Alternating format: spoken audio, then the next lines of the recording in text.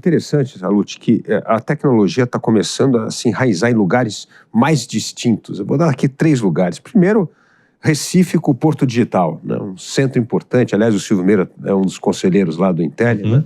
Mas é um lugar fantástico ali, trabalhando praticamente para a modernização de quase todos os nossos programas de telefone celular, né? Santa Catarina também tem um programa importante de tecnologia.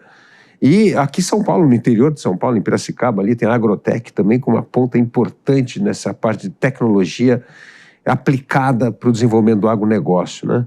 Como que o Intel está ligado a esses polos de tecnologia?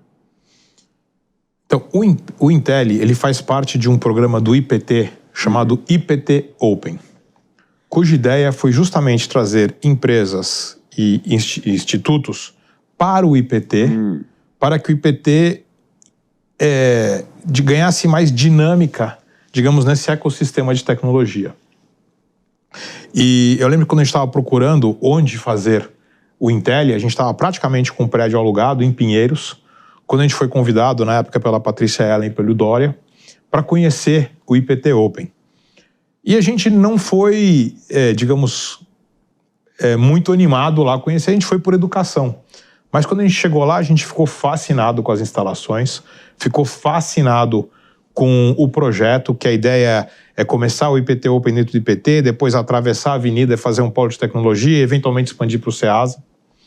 E o que aconteceu? Depois que nós fomos para lá, o Google, logo do lado do Intel, também como parte do IPT Open, está montando o seu segundo escritório de engenharia no Brasil, um escritório para 400 engenheiros da Google ali do lado.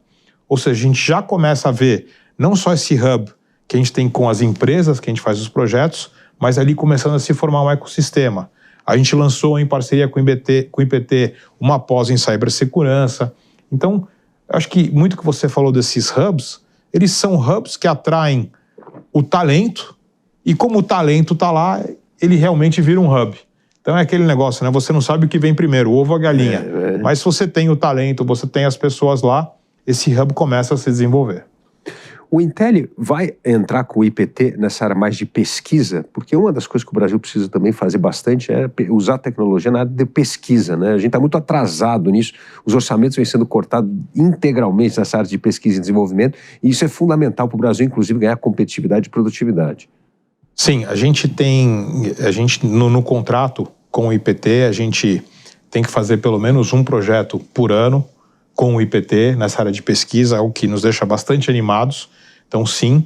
E a gente acabou de receber do Ministério da Ciência e Tecnologia, o CAT, que a gente vai poder justamente pegar recursos das empresas, se eu não me engano, é a Lei de Informática, para justamente estar trabalhando em pesquisa. Então, a gente está pensando em desenvolver um centro de pesquisa em inteligência artificial e em outras iniciativas para justamente ser o segundo polo de seguir alavancando a pesquisa. Você mencionou aqui, né? No setor agro, no setor de mineração, no setor de energia, no setor ambiental, essas são potências do Brasil. Se a gente fizer pesquisa nessas áreas com tecnologia, acho que a gente pode realmente estar na vanguarda global. E a gente não tem que ter medo disso. Ah, mas por que não dá? Dá. Dá para a gente ser líder global. Como eu tenho uma convicção que o Intel vai ser uma referência global em ensino, pela metodologia que escolheu, pelo comprometimento dos professores, pelo comprometimento dos gestores, pelos alunos que estão trazendo. Então, acho que a gente tem que ter ambição, tem que acreditar no Brasil. O Brasil dá para ter instituições de classe mundial, e eu acho que a gente já está caminhando para isso a passos largos na área educacional, e acho que a nossa próxima meta é fazer isso na área de pesquisa também. Concordo contigo. É fundamental, né? Agora, você já começou a ter as primeiras turmas se formando ali, né? Esse ano é a primeira formatura. Primeira formatura esse ano. E como é que está sendo o encaminhamento profissional dessa primeira turma? Já está...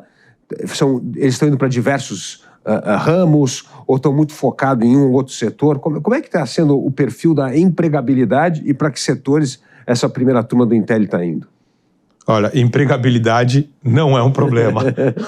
Pelo contrário, acho que todos estão super bem colocados em empresas de tecnologia, em empresas do setor financeiro, em startups, e a gente vê muitos dos alunos já montando os seus negócios. Legal. Ou seja, empreendendo. Isso é o menor dos problemas. E todos com uma primeira renda até acima do que a gente imaginava quando a gente montou o Instituto. Espetáculo, porque isso ajuda muito, né? Estimular as outras turmas também a se dedicar. E nada melhor para atrair novos talentos do que os alunos que estão agora no ensino médio verem os ex-alunos felizes, aprendendo, se desenvolvendo na carreira, e aí falam, não, eu quero ser que nem ele. E aí isso é um ciclo virtuoso que a gente está vendo muito. Assim, a gente vê que as escolas que começaram a mandar alunos para o Intel, cada ano estão tentando fazer que mais alunos venham para o Intel, mais alunos tentando entrar no Intel. Agora, Salute, nós precisamos de uma certa mudança de mentalidade nessa questão, principalmente de tecnologia. O Brasil ainda tem uma mentalidade no governo, estou dizendo, né? Muito de soberania nacional, uma coisa antiga, de lei de informática, como você estava falando, né? E nós precisamos estar integrados ao que está sendo desenvolvido mais na ponta no mundo. Nós precisamos diminuir barreiras tarifárias para poder ter acesso a essa tecnologia. Você acha que esse centro de excelência que a Intel está criando, com esses demais centros de tecnologia e o IPT, a gente pode começar a quebrar certos dogmas que atrasam justamente o desenvolvimento tecnológico do Brasil, porque a gente acha que tem que ter uma questão de cultura nacional, soberania nacional, numa área que quanto mais nós aprendemos com os outros e com o mundo, é melhor? Olha, adoraria muito que a gente pudesse ajudar nisso, mas acho que nem você falou, acho que às vezes até começa, talvez com uma visão dogmática, depois vira uma visão arrecadatória, como a gente viu aí recentemente com as mudanças do IOF. Então, eu concordo contigo, acho que eu sou um globalista, eu acho que toda essa discussão de barreira tarifária que agora os Estados Unidos está encampando é uma bobagem, é só você ver o sucesso que foi os Estados Unidos, o crescimento, como foi bom para o mundo essa abertura. Concordo por um ponto que é muito importante, que todos tenham abertura igual. Então, isso me anima muito. Se a gente puder contribuir com isso, contem conosco, mas sinceramente eu acho que tá um pouco além do que a gente está planejando influenciar nisso neste momento. Ô Salute, você pensa futuramente ajudar, capacitar escolas do ensino médio, principalmente ensino integral, a começar a fazer um pré-preparo para futuros alunos do Intel? Então, nós escolhemos fazer uma faculdade de graduação, na época que a gente estava estudando o que a gente queria fazer, porque a gente adora ter opcionalidade. E a partir de uma faculdade de graduação, você pode fazer pós-graduação, cursos executivos ou eletivas do ensino médio. E a gente já está explorando alguns dessas oportunidades. Então a gente tem uma grade de cursos executivos, especialmente em ciência de dados e inteligência artificial, que está sendo um sucesso. Então, por exemplo, é mandatório para todos os líderes do BTG Pactual fazerem o curso de inteligência artificial do Intel, que é um curso de um dia que chama Inteligência Artificial para Negócios. E isso, a gente não vai aprender a programar um LLM, né, um Large Language Model, mas a gente vai entender como inteligência artificial pode ser usada nos negócios. E a gente está vendo que isso tem uma demanda fantástica, que a gente acha que é uma maneira de potencializar as empresas brasileiras. A gente está, sim, com ensinas eletivas de ensino médio, que também estão sendo um sucesso, tanto para provocar a turma do ensino médio em pensamento lógico e matemático, por exemplo, eles conhecerem o Intel e a metodologia.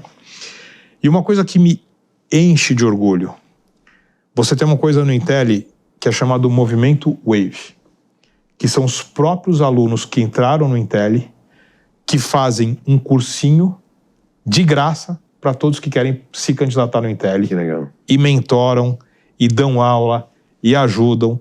E eu, por acaso, janto todo ano com os primeiros 5 colocados do processo seletivo.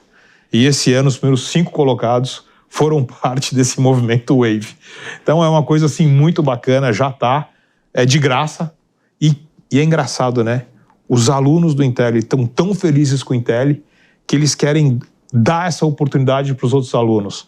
Então é uma coisa assim que me enche de orgulho, Você vê já que eles essa mentalidade de retribuir para a sociedade, de ter gente boa junto, eles já adotaram, já abraçaram e estão vivendo isso no dia a dia, né?